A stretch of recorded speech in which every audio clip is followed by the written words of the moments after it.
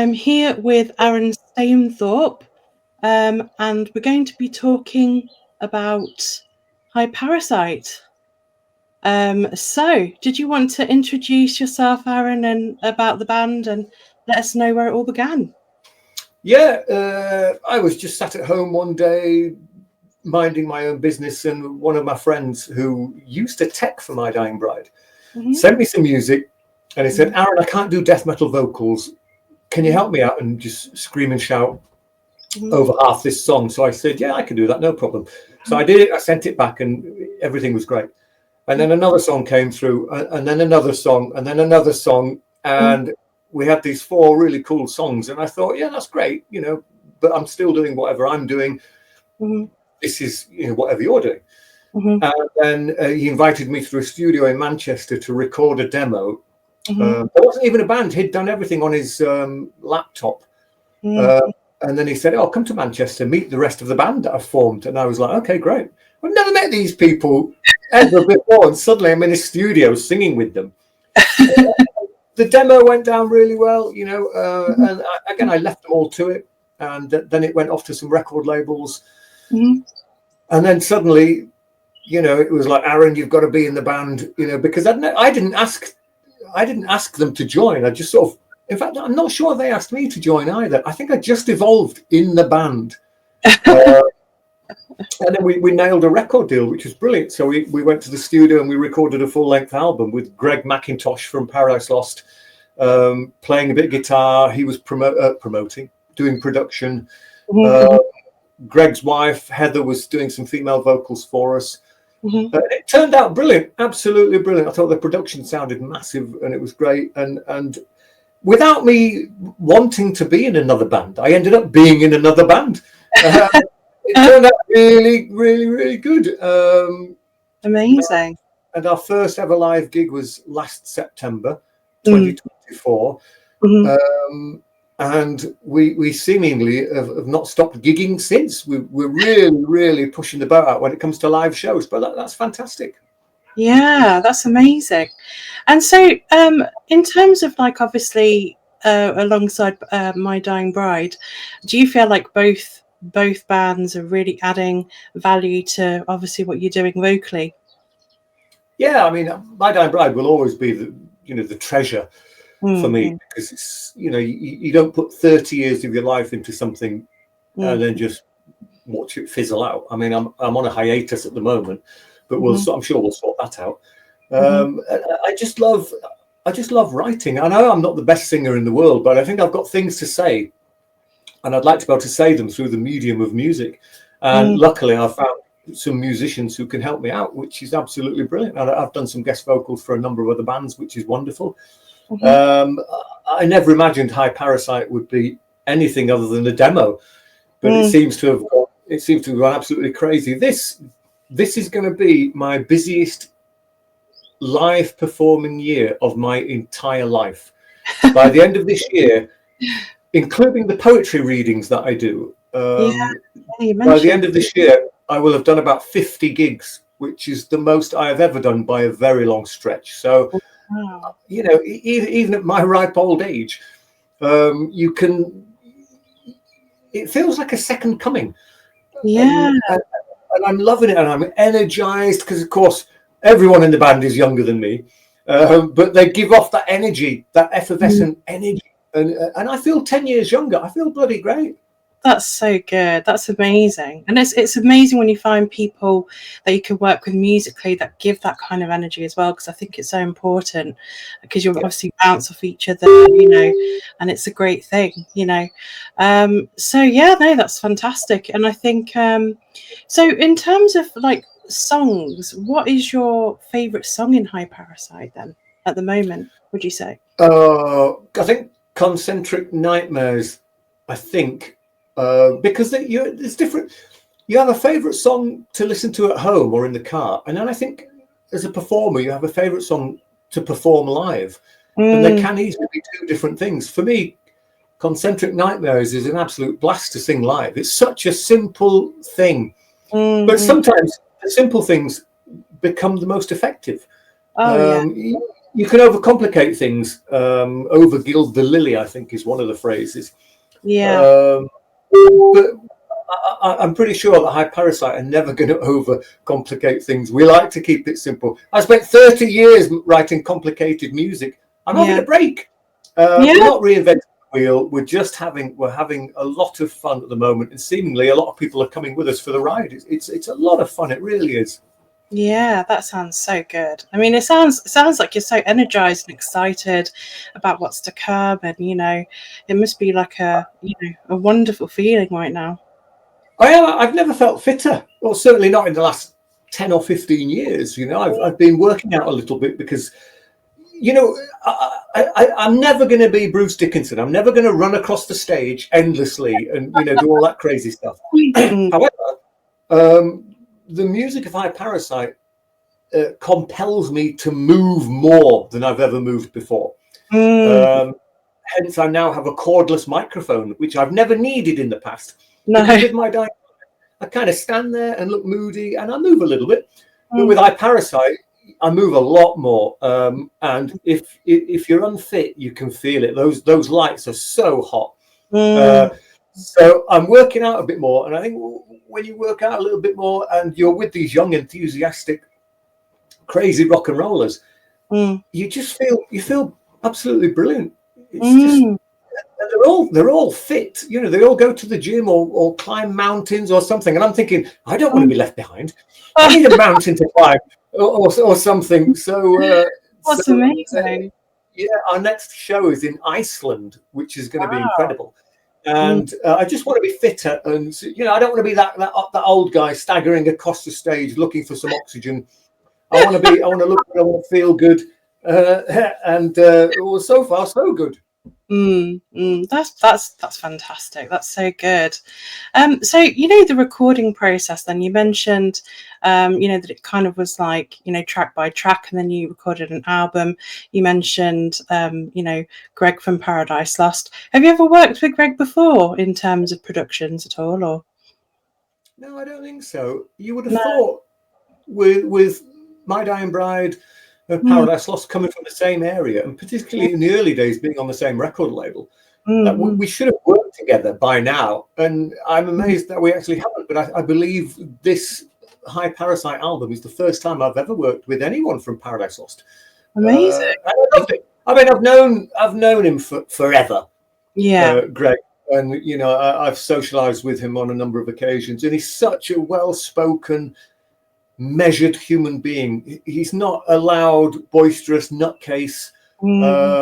He's lovely to be around. He's very thoughtful and intuitive, and he knows what he's doing, and he knows a bullshitter when he sees it.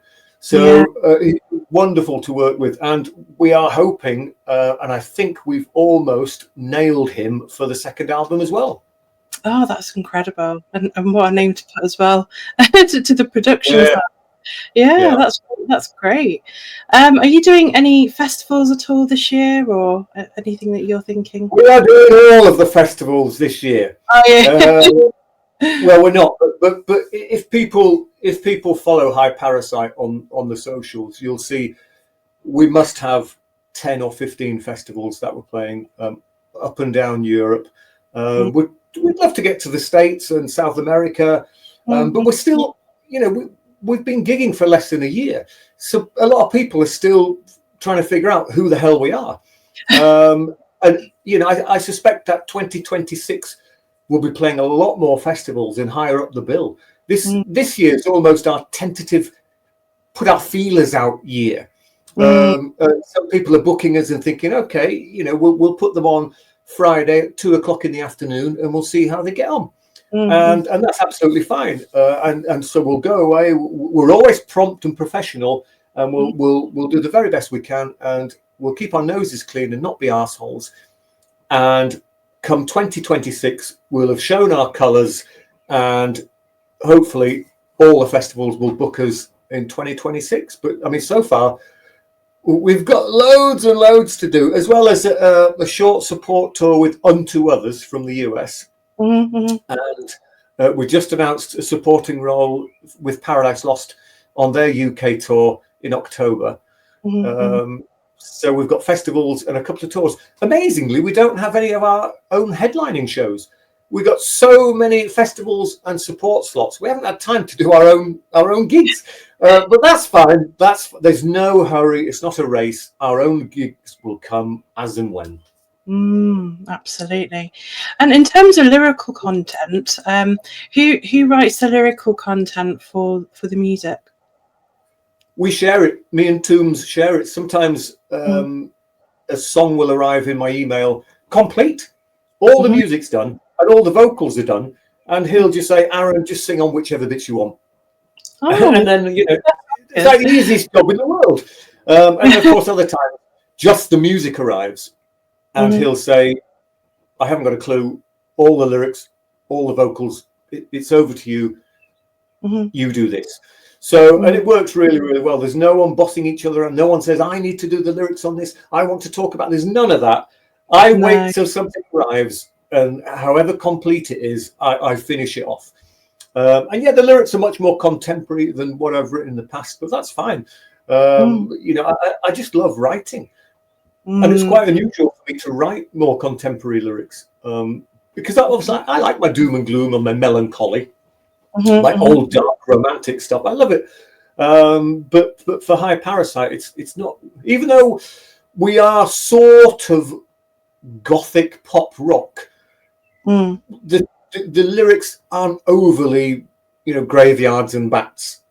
There's a bit of that, not so much. There are much more contemporary lyrics about, you know, we know what's going on in the world. We're very aware of what's happening, but we're not a political band. We are not going to ram our viewpoint down your throat, and we're not going to sing about what you've just seen on the news 10 minutes ago, which was super depressing. But we sing about contemporary subjects without being political. It's we're not poking fun at anyone either. We're having fun with ourselves and with our music, and it's definitely not to be taken seriously. No, that's great. That's great. And so with the journey High Parasite, then where do you see yourself maybe in, I don't know, a couple of years or two or 3 years down the line? Well, when we signed to Spine Farm Records, I'm clueless, Karina. I don't know who anybody is with anybody. I didn't realize they were owned by Universal Music, which is a gigantic record label. It is, yeah. And it was only then when someone said, oh, we might end up with a support slot with Rammstein or even Sleep Token. And I'm kind of thinking, okay, I could do supports for Rammstein and Sleep Token. That would be wonderful. And whoever else is on Universal Music. So as I mentioned, I think this year is almost, I mean, 2024, last year was our start year, I guess. As I said, the first gig was September. And the album came out in September. So, you know, we're not even a year old yet. Obviously, we are, because we've been working in the background. But from a face-to-face point of view, we haven't even been around a year. And we've nailed tons of great stuff. We toured with Cradle of Filth last year. We've got another gig with Cradle coming up. So we've done a lot in a very short space of time. And I think the more that people notice us and the more that they understand that we're a very professional band and we're not just mucking about, the more these bigger tours will be offered to us, and the chance to stretch our wings maybe and go to like Australia, Japan, North and South America. And that is the hope, you know, we want to get around the world. And wouldn't it be amazing if we could get around the world with Sleep Token or Rammstein or else like Paradise Lost? We've known Paradise Lost forever. We love them to bits. Catatonia, we love Catatonia. If we can get around the world with some of those guys, it would be great. But I mean, ultimately, we'd like to travel around the world off our own backs, do our own world headlining tour. It's a bit ambitious, but what's wrong with aiming high? Exactly, yeah.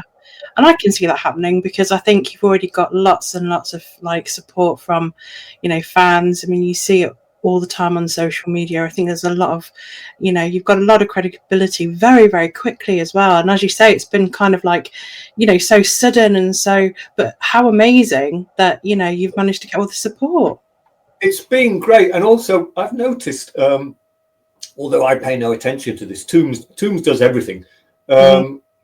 Some of the festivals have moved us from a lower slot to a higher slot, which is I don't know why. I'd like to think they've realised we're actually quite good and they've bumped us up, but it might be because someone's pulled out. But I'd like to think it's because they think we're good. Yeah, you definitely are. So look, that's very, very positive, I think. So there's a lot of great things happening for High Parasite.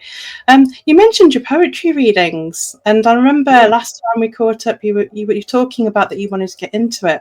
So how's that been going then, on a personal note? It was brilliant. The first ever thing I did was on World Record Store Day last year. I did a short poetry reading and a couple of My Dying Bride songs, acoustic, in Dark Earth Records near Liverpool. Oh, nice! And it was great. Unbeknownst to me, in the crowd was a promoter, and he said, "I want to take this to Europe." And so he organised a show in a church in Antwerp in Belgium, and it was the most incredible show. It was Dark Her opening, followed by Sylvain, then Joe Quayle, then Mark from Arth, and then me reading poetry and singing a bunch of My Dying Bride songs with a grand piano, a cello, and a choir. Wow! And it was just the most mesmerizing evening. The setting was stunning. The acoustics were unbelievable. And it was just fantastic. And there is talk now of perhaps taking this to South America, which would be incredible. And I might be doing, well, I know I am doing a few more things in the pipeline from a poetry point of view. I was supposed to do York Minster until they read the poems I submitted and they loved them and they were very enthusiastic and keen to hear them in their venue. And then they did a bit of research into my background and decided that I was very unsuitable for them. Because I'd mentioned in an interview in the past that I was outraged at cardinals sweeping kiddie fiddling priests' accusations under the carpet and ignoring them and saying, no, it doesn't really happen. And we know that there's priests all over the world fiddling with children. It's an absolute outrage. So the people at York Minster, they read me, not being happy about that. And they decided that I was unsuitable to perform at their venue. And unbelievably, Karina, this is incredible. The same week I got the email saying, Aaron, we don't really think you're appropriate for our Minster. The Archbishop of York got into trouble with the law for hiding priests who have been kiddie fiddling. Oh my God. It was like I dodged a bullet. I thought, so I immediately put out a statement saying, thank God I've distanced myself from these people. They clearly can't help themselves. Oh God, that's insane, isn't it? And they're sitting there trying to reject you when they're actually doing the worst thing possible. They think I'm inappropriate according to the church. Inappropriate, and they're doing that kind of thing. Yeah. Shocking, isn't it? It really is. It's Yeah, but I mean, follow not just High Parasite, but Aaron Stainthorpe as well, because obviously I'm not going to talk about my poetry on the High Parasite thing, so people won't know about it. So if you can be asked to follow me on the socials, you'll figure out, because I do guest appearances for other bands as well. So I will, I've got things I'm doing in and around all the other stuff. I'm literally not stopping this year. I'm cramming in as much as I can. It's almost like I can feel the Grim Reaper sneaking up behind me. So I'm cramming in as much as I possibly can before that scythe comes swishing through the air.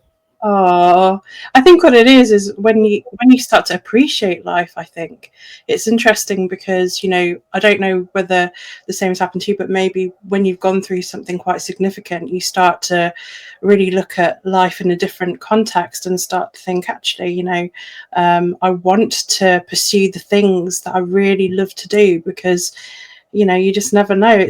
Life is so fragile, isn't it? And you just never know. So it's kind of like, Yeah, it is. I mean, I nearly lost my daughter to cancer a few years ago, and when something like that comes up and trips you up in life, you do reassess what means something to you and what is meaningless. And, yeah, absolutely. I've changed. I'm not the person I was 20 years ago. I'd like to think I was a better person. I'm certainly a calmer person, because when you've been through an experience like that, you realize the things that used to make you angry they're just not worth it. Just, if someone cuts you up in traffic, in the past I'd be on the horn, me, oh, you bastard. Now if someone cuts me up, I just leave a bit more space for them, and I couldn't care less.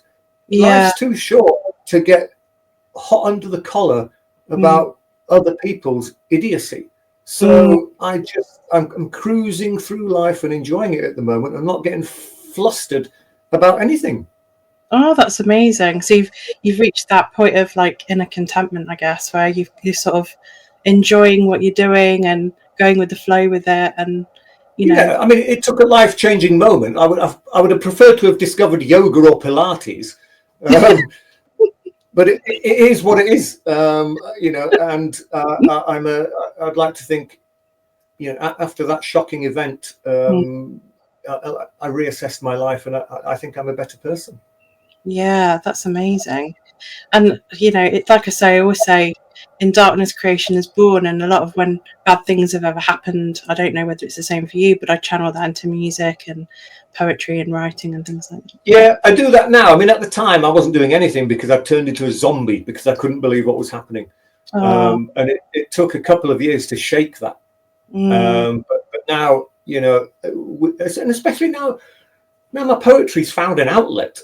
I write more than I used to. In the past, I wrote out of necessity. I had lots of things clogging up my brain, and I used to, in order to let off steam, I would write things down, and they'd become either lyrics or poems, and that's all I did. Now that I have a chance to perform my poetry live, I'm now writing out of enthusiasm rather than just necessity.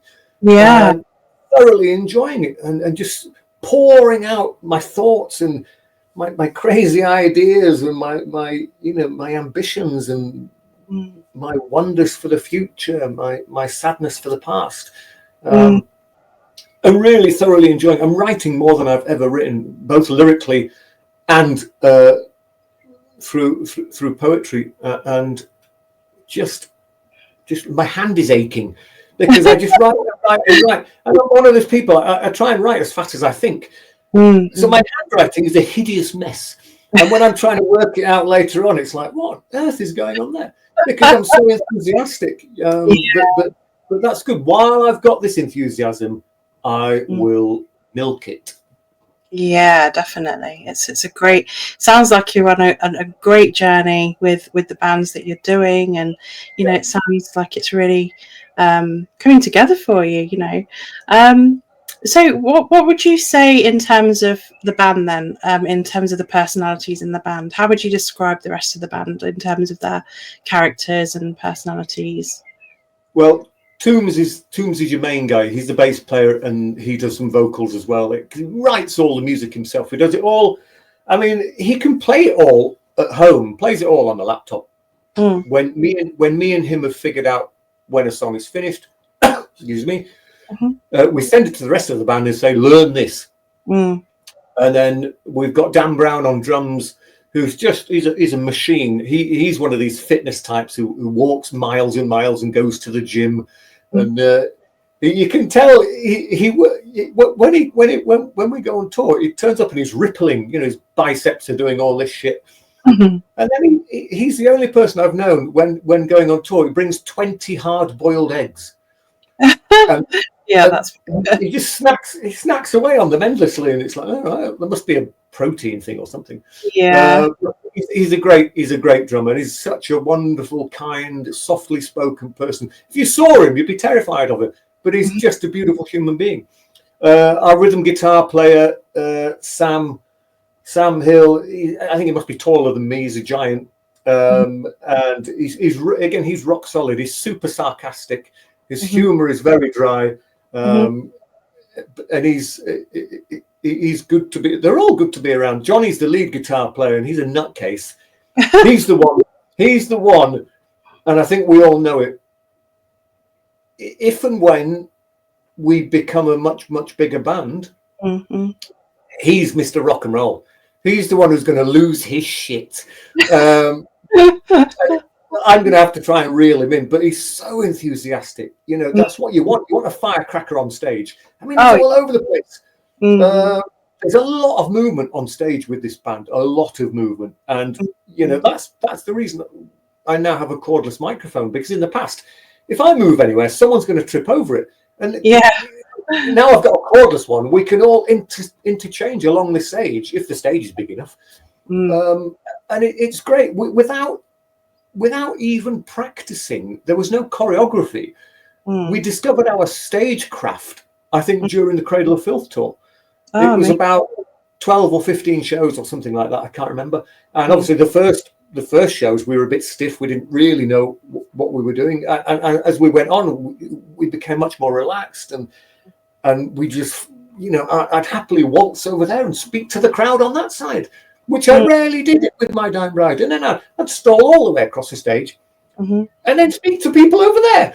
And it was wonderful. I've never been able to really do that in the past. And as I say, Johnny, you turn around and he's gone. And he's over there, stood on the drum riser, doing a massive guitar solo above his head. So there's some rock and roll. There's some rock and roll people in this band, but they're a great bunch. The crew are great as well. You know, the people that you don't see, they're wonderful people as well. So right at this moment in time, we've got an absolute Bobby Dazzling crew and band. That's so good. That's really great to hear, and it sounds like, you know, everyone gets on, everyone's having a great time. What do you think has been your best stage show so far? Not the first one, because the first one we did in Bradford, we were all nervous as hell. Yeah. You know? Because on stage, previously with My Dying Bride, I do all the singing. And Hamish did a little bit of backing vocals back in the day. I do all the singing. And I knew what I'd been at it 30 years. I knew exactly what to do. With High Parasite, there's obviously moments where Toombs is singing and I'm not. And I'm thinking, well, what am I supposed to do when it's all happening without me? So I'm thinking, do I need to learn to dance or some shit? So I don't know I still don't know what I'm doing, but so we were very stiff when we began. But as I mentioned on the Cradle tour, we really limbered up and it was like, this is fucking easy. Don't know what we were worrying about. And I think, you know, a lot of those shows, the one in London with Cradle of Filth was great. Obviously, it was big crowd. And, you know, some of the record label were there. Some of the magazines were there. We got some great reviews, which was wonderful. And even the last tour we did with South of Salem, we played at KK's Steel Mill in Wolverhampton. The stage was bloody gigantic. And we all felt like rock stars. And that was wonderful. And again, the crowd were very warming to us. We always go and stand by the merch area after the show to say hello and that. And there's loads of people. We've made loads of new fans. And there's even people saying, Aaron, I'm a big My Dying Bride fan. I had no idea you were in another band. And I'm thinking, where have you been? But, you know, if people are following My Dying Bride and only My Dying Bride, you won't know that I'm in another band. So it takes a few years to get your name out there. And, you know, you've got to put that hard work in. You've got to hit the road. You've got to do the interviews, do the press, show people that you're busy and you're working hard and you're not just mucking about. It's not just a side project where I can fanny about for 20 minutes when it suits me. It's a fully fledged touring band with record support, record label support. And it's not some, I know I speak lightheartedly of it, but it is a serious thing. We've got contracts and, you know, we're a serious outfit. And we're gonna do everything we can to be as big as we can, I suppose. You know, with My Dying Bride, and a lot of bands who are quite artistic, It's not about the money, the girls, the size of the band. You've got something to create, and you create it, and you don't care who likes it, and you don't care who hates it. You just do it because you love to do it. And that's brilliant. And I did that for 30 odd years. And now with High Parasite, it's like all that is out the window. Thank you very much. I've done that. I've got the T-shirt. Now I'm arsing about with some new buddies. And that's what I'm doing. I'm loving it. Oh, that's incredible. That sounds absolutely fantastic. I mean, is there any band that you truly want to support? Is there anyone that you think, I mean, I know you mentioned Rammstein and Sleep Token. Are there any other bands that you would really like to support that maybe are your personal favorites? Oh, I mean, obviously Paradise Lost. I knew Paradise Lost before they were called Paradise Lost. I went to a couple of their very early rehearsals, and they didn't even have a name. Really? So I've known those guys for 1,000 years.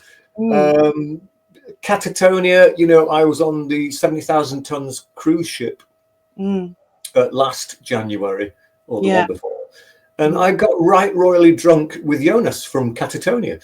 And we were like, yeah, we should tour together. They're great musicians and a lovely band, so that would be pretty cool. I mean, we all have a bit of Metallica, right? Wouldn't it be cool to open for Metallica? Yeah. Let's leave it there then. Hetfield. Come on, Hetfield, give us a ring. That'd be amazing. That'd be great. Would be fantastic. It would be fantastic. Could you imagine you've got your band, Catatonia, Paradise Lost, and Metallica as a lineup? Oh, wouldn't it be incredible? And Rammstein and Sleep Token. There you go. You got a festival right there. That's a festival there. Geez. Oh, sounds great. Sounds great. And so with High Parasite, in terms of the artwork of the album and all that kind of stuff, who designs all that?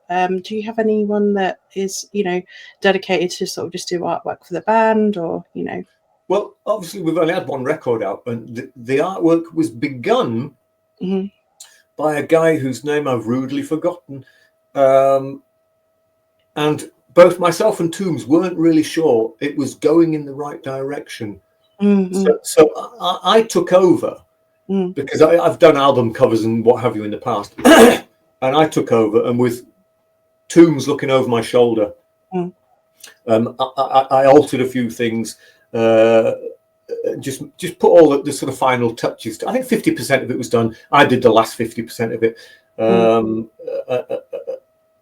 And it kind of turned out pretty good, actually. I quite like it. No idea what we're going to do for the second album. I haven't even discussed artwork. We don't need to go there yet until we haven't even got a date for recording. We've got six new songs complete, and we'll probably do 6 more. And then once those are in demo format, then we'll start looking for a studio. Hopefully Greg will be producing. And then we'll just figure out some artwork as and when we come to it. I mean, we're big fans of Eliran Kantor, who did Ghost of Orion. There's loads of artists out there I'd quite like to work with, but then I have my own vision as well. I'm perfectly capable of doing an album cover. So we'll see. But yeah, I think I'd quite like to do it. But Toombs has probably got artists in his mind as well, and this is the least argumentative band I've ever been in. I've ever been into. It's just dead easy. It's dead easy. I mean, so what goes. Yeah, that's great. And you mentioned that you've been doing some special guest projects as well for the band. So what are those then? What you've been doing? Gosh, I've just done some stuff today. There's a great metal band from Brazil called The Cross. And weirdly, I'm singing a My Dying Bride song, The Fever Sea, but their version of it. So they've already covered it, but it's very different to the My Dying Bride version. And Eduardo, the main man, he wanted me to do a version which was like his version. So I said, hell yeah, why not? So I need to learn how to re-sing that song because it's not like the one I did. So that's a bit of fun. I'm doing a project with a chap, and it's called Ligea Wept. and it's Edgar Allan Poe poetry. And we are, in fact, more live shows. I've got 4 live shows, and I'm doing some narration, a little bit of death metal vocals, and the songs are like 25 minutes long, and it's like Act 1 to Act 4, and there's violins, guitars coming out of your ears. We've got an opera singer. There's all sorts going on. It was very dramatic, very poetical. Amazing. And that's, so Ligea Wept, keep your eye out for that as well. There's 4 gigs: York, Leeds, Halifax, and somewhere else, probably London. So again, more things that I'm really enjoying doing. And I've just done, some people with the older people will be familiar with the song Rasputin by Boney M. Yeah. Well, I've just been involved in a cover of that, which it's astonishing, and that will raise its ugly head at some point in the future as well. But it's bloody brilliant. Yeah, that sounds amazing. Just out of curiosity, have you ever thought about doing film work, or have you done film work? It looks like hard work. Through all the many videos I've been in, it looks like a lot of bloody hard work. I'd like to be the one who sort of, I don't know really how it works. When you see producers now, in the olden days there was one producer, one director. Now, seemingly everyone's a bloody producer. Yeah. So I'd like to be one of those bloody producers where you rock up at sort of 6 o'clock in the afternoon when all the sets are built and everyone's already done, this, that, and the other, and then you stroll in with your cup of tea and say, right, are we ready? roll camera. And then if it's not nice, you say, stop, let's do that again. But I've seen how hard it is to do a music video. Doing a movie, gosh, it must be so. I mean, there's millions of people. That's why they earn millions of pounds if you're lucky. There's a lot of hard work, and it ain't as easy as some people think it is. No, this is true. Yeah, no, have you ever done a documentary or anything like that? Like how we got Metal Headbangers Ball, that kind of thing. Have you ever done anything, something similar, or? No, I mean, a million years ago when MTV Headbangers Ball was on, I actually presented one of the episodes. Did you? Yeah, it was just, I got the chance to, and funnily enough, it was Paradise Lost's old drummer, Tuds, who worked for MTV back then. So he gave me a toot and said, Aaron, come down and do an hour show. Pick your favourite videos and just waffle over them. In between them. So I went down to London and I picked my favourite rock videos of the time and I did some waffling in between them all. And it was fantastic. I've become, over time, something of a confident speaker in public. Yeah. So I would happily do a documentary, and I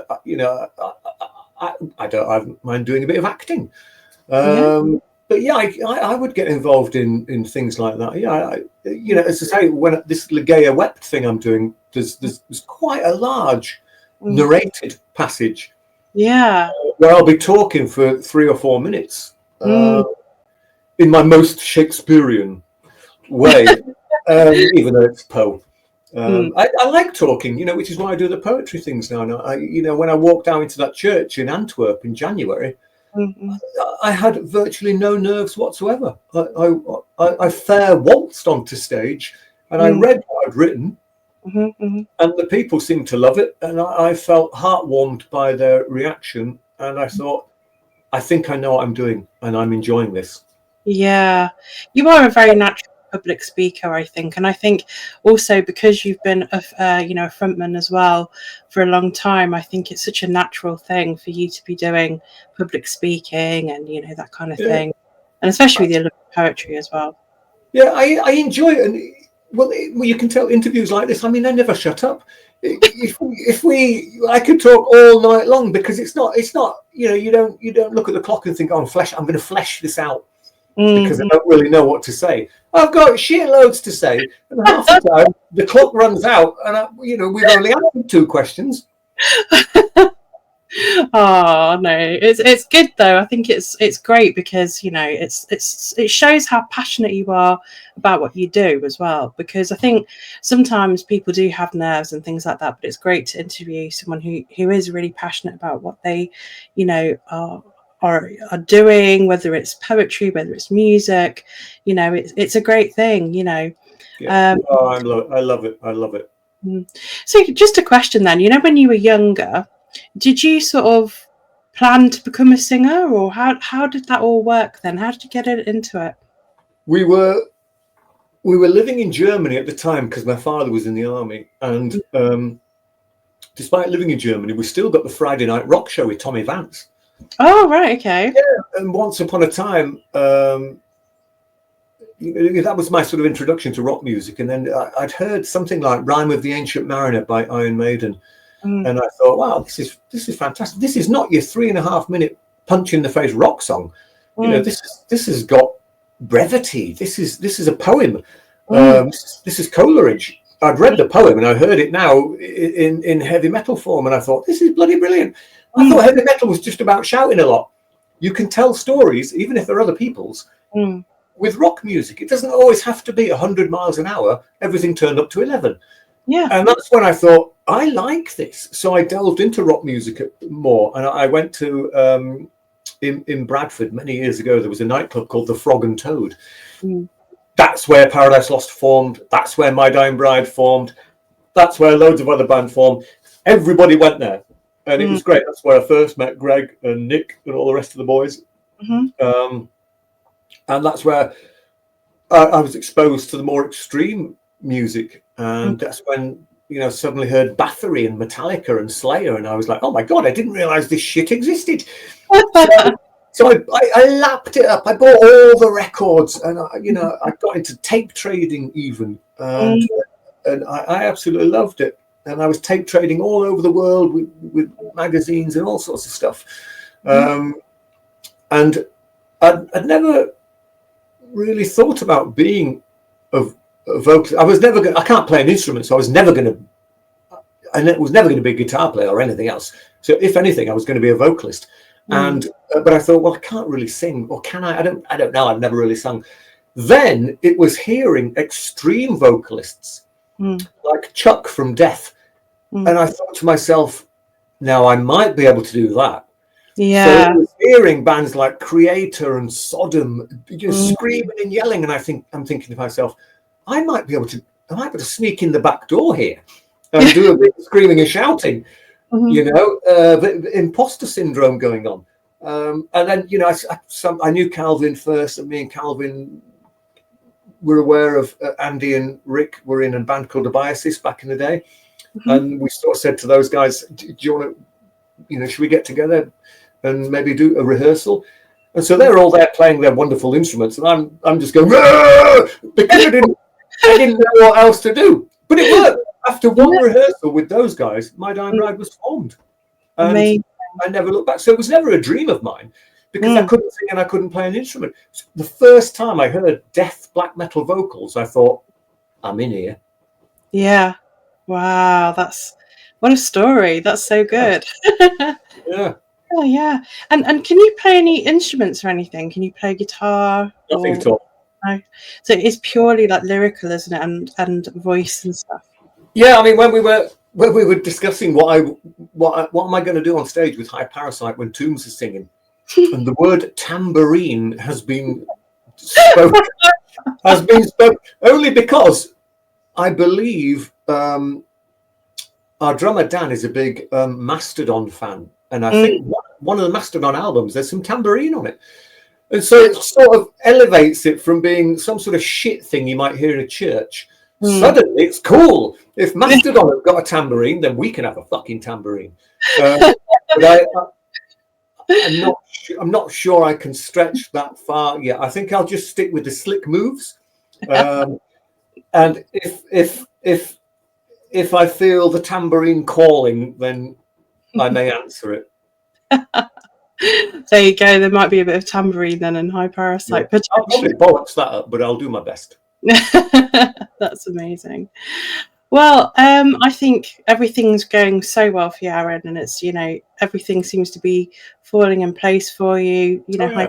Parasite seems to be, doing really well, and yeah, now I'm really looking forward to seeing you guys live, and I think it will be absolutely great. I think I'll probably be going to the show in October, because that's around my birthday. So Oh, cool. we'll bring some people down for you and Yeah, everything. definitely. Yeah, it'd be good to see you. Yes, definitely. So yeah, so that's great. So thank you so much for your time, Aaron, and it's been an absolute pleasure as usual. And I noticed as well when I was drinking, I've autographed the bottom of my cup. Look, I decorated that myself. You see?